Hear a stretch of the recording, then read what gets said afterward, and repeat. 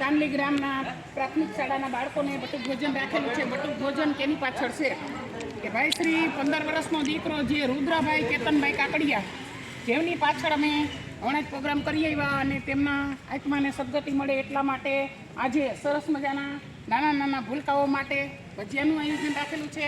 અને ભજીયા તો એટલા માટે કે બાળકો કાયમને માટે આ તે લાડવા ગાંઠિયા જુદું જુદું ભાત છે, પૌવા બટેટા છે, ખાતા જ હોય છે.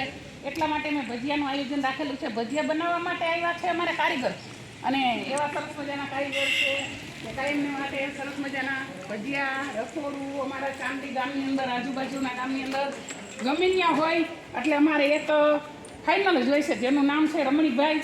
અને લોધી ગાંઠીને કોઈને ભજીયા બનાવવા હોય તો ઓર્ડર આપજો. અને કેવા સરસ મજાના જુઓ ભજીયા બનાવી રહ્યા છે.